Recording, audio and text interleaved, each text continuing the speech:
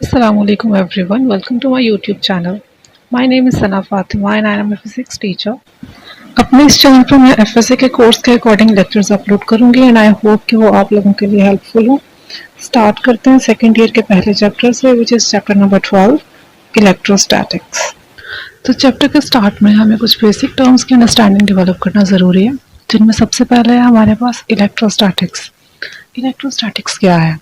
Electrostatics basically वो branch है physics की जिसमें हम स्टडी करते हैं चार्जेस को जो कि रेस्ट पे होते हैं। It is the branch of physics that deals with the study of charges at rest under the influence of electric forces. तो इस डेफिनेशन में हमें दो टर्म्स नजर आती हैं बेसिक। पहली तो है चार्ज, दूसरी है इलेक्ट्रिक फोर्स। तो दोनों को डिफाइन करते हैं। चार्ज क्या होता है? Charge is basically the intrinsic property of fundamental particles. दो तरह का हो सकता है चार्ज, पॉजिटिव हो सकता है या नेगेटिव हो सकता है। इलेक्ट्रॉन को हम कहते हैं कि ये नेगेटिव चार्ज कैरी करता है, जबकि प्रोटॉन कैरी करता है पॉजिटिव चार्ज। अगर किसी एटम में एक्सेस ऑफ इलेक्ट्रॉन्स हो जाए, नंबर ऑफ प्रोटॉन्स कम और नंबर ऑफ इलेक्ट्रॉन ज़्यादा हो जाए, तो उस एटम के ऊपर नेगेटिव चार्ज अपेयर होता है। इसी तरह अगर किसी एटम में डेफिशिएंसी क्रिएट हो जाए इलेक्ट्रॉन्स की, नंबर ऑफ प्रोटॉन ज़्यादा और नंबर ऑफ इलेक्ट्रॉन्स कम हो जाए, तो उस सूरत में हमारे पास एटम के ऊपर पॉजिटिव चार्ज अपेयर होता है। अगली हमारे पास टर्म है इलेक्ट्रिक फोर्स। इलेक्ट्रिक फोर्स को डिफाइन करते हैं। इलेक्ट्रिक फोर्स बेसिकली वो फोर्स है जिसकी मदद से नेगेटिव और पॉजिटिव चार्जेस इकट्ठे होके एटम्स और मॉलिक्यूल्स बनाते हैं। तो हम उसे कैसे डिफाइन कर सकते हैं कि the force which holds the negative and positive charges that makes up atoms और molecules is called electric force. इसका मतलब है कि ये बेसिक फोर्सेस ऑफ नेचर में से एक है। ये फोर्स भी दो तरह की हो सकती है, अट्रैक्टिव या रिपल्सिव। ये डिपेंड करता है नेचर ऑफ चार्जेस पे। And according to basic law of electrostatics, like charges हमेशा रिपेल करते हैं एक दूसरे को और अनलाइक चार्जेस अट्रैक्ट करते हैं। मतलब दो सेम टाइप के चार्जेस लाइक पॉजिटिव और पॉजिटिव चार्ज एक दूसरे को रिपेल करेंगे, नेगेटिव और नेगेटिव एक दूसरे को रिपेल करेंगे, जबकि ऑपोजिट चार्जेस जो हैं वो अट्रैक्ट करेंगे, पॉजिटिव और नेगेटिव एक दूसरे को अट्रैक्ट करेंगे। तो अब स्टार्ट करते हैं हम अपना मेन टॉपिक जिसका नाम है कूलम्स लॉ। जैसा कि हमने अभी पढ़ा कि charges exert force upon each other which can be attractive or repulsive, but वो फोर्स हम कैसे मेजर करें और वो फोर्स किन फैक्टर्स पे डिपेंड करती है, ये इंफॉर्मेशन हमें दी एक फ्रेंच मिलिट्री इंजीनियर ने जिसका नेम था Charles coulomb. In 1784 coulomb gave the quantitative analysis of electric force in mathematical form which is known as Coulomb's law. According to Coulomb's law, the electrostatic force of attraction or repulsion between 2-point charges is directly proportional to the product of magnitude of two charges and inversely proportional to the square of the distance between them। तो हम statement को दो हिस्सों में divide कर सकते हैं। पहला हिस्सा हमें क्या बताता है कि जो इलेक्ट्रिक फोर्स है वो डिपेंड कर रही है किस पे? डायरेक्टली डिपेंड करेगी to the product of magnitude of two charges. दूसरा हिस्सा क्या बताता है कि वो फोर्स इन्वर्सली डिपेंड कर रही है to the square of the distance between them. तो हम यहाँ से कह सकते हैं कि पहला हिस्सा हमें ये इन्फॉर्मेशन दे रहा है कि अगर चार्जेस स्ट्रॉन्ग हैं तो फोर्स स्ट्रॉन्ग होगी, चार्जेस वीक हैं तो फोर्स भी वीक होगी। दूसरा पार्ट क्या बताता है? अगर चार्जेस एक दूसरे से ज़्यादा फासले पे पड़े हुए हैं तब क्या होगा? फोर्स वीक हो जाएगी, और अगर चार्जेस एक दूसरे के करीब हैं तो फोर्स स्ट्रॉन्ग हो जाएगी। इन्हीं दो पॉइंट्स की मदद से हम इसकी मैथमेटिकल फॉर्म लिख सकते हैं। तो जैसा कि इक्वेशन 1 में हम देख सकते हैं, हमने पहला पार्ट लिखा कि F is directly proportional to Q1 and Q2।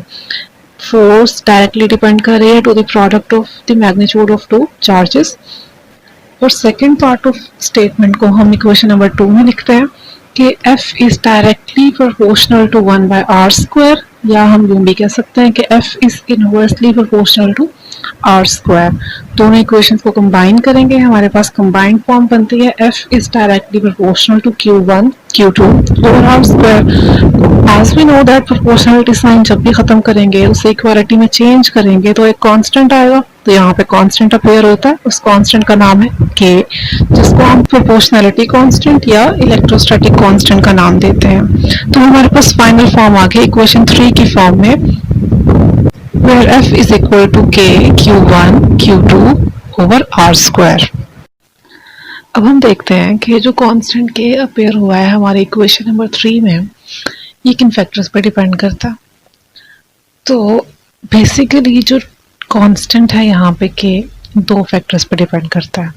First क्या है, नेचर ऑफ मीडियम, कि जो दो चार्जेस हैं जिनकी हम बात कर रहे हैं उनके दरमियान मीडियम कौन सा है उस पर डिपेंड करेगा।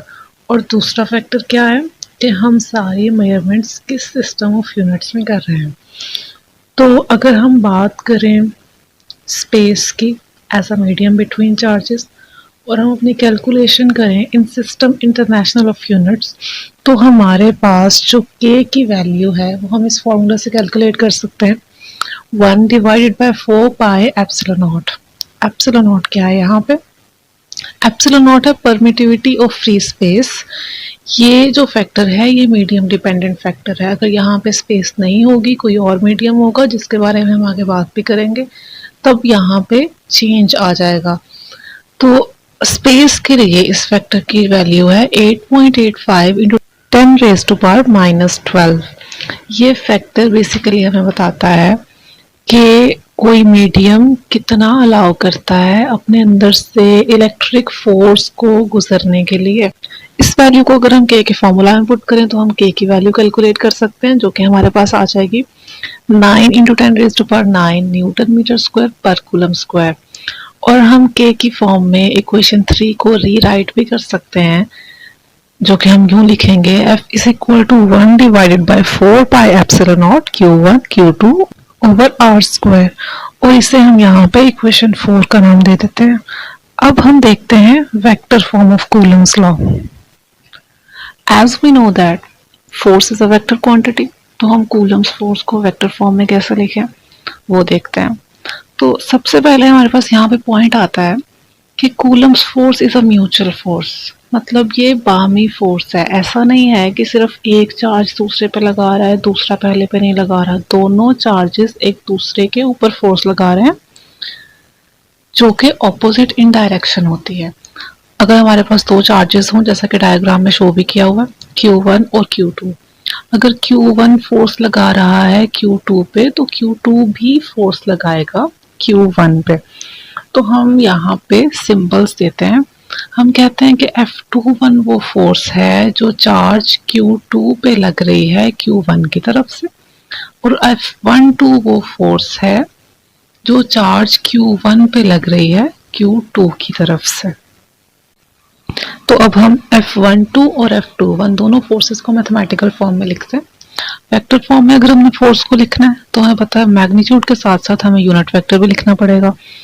तो अगर F12 फोर्स की डायरेक्शन में R12 यूनिट वेक्टर हम असाइन कर देते हैं, और F2 फोर्स की डायरेक्शन में जो यूनिट वेक्टर है उसे हम R21 का नाम दे देते हैं। फॉर्मूलाज देखते हैं दोनों फोर्सेस के।